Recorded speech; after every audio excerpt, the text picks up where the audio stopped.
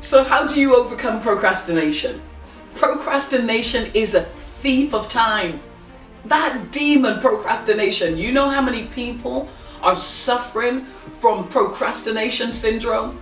It is terrible. And procrastination will turn a month into 2 months, into a year, into 20 years of procrastinating over something that you know you want to do, you know you can do, but for some reason you are stuck and you can't move. Number one, realize where procrastination comes from. Procrastination comes from a deep-seated fear of failure. You are afraid to try, and so you don't try. You're afraid that you are going to fail and that you're going to fail miserably. So what you keep on doing is just putting it off and putting it off and putting it off. Procrastination will cause you to leave things till last minute, so you self-sabotage. So the very thing that you're afraid of failing at, you're going to fail because you left it last minute. And then you'll say to yourself, see, I knew I couldn't do it, when in actual fact, you're the reason why you failed, because you left it till last minute. So number two, give yourself time, all right? Don't leave things till last minute. It's too big for me, I can't, it's too much. Break it down. Listen, nobody gets a cake and takes a cake and puts the whole thing into their mouth. They slice it up.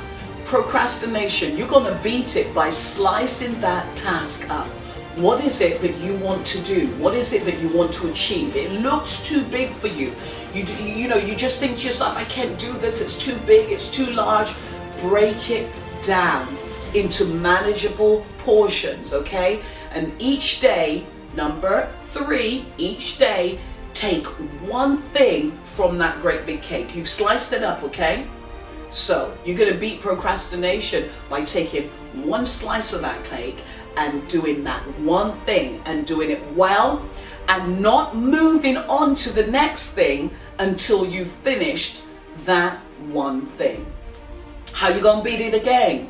You're going to recognize that the reason why you're procrastinating is because you're afraid of failing. So what does that mean? Well, in my terms, that means you're suffering from fear. Where does that fear come from? That fear, you have conjured up pictures of you're not good enough, somebody told you you're not good enough, all of these things that you're going to have to address with regard to fear. Where is that fear coming from? Find the root and dig it up, all right? Procrastination. How you're going to beat procrastination is by giving yourself affirmations. You can do this. You are bigger than this. You are greater than what you're facing.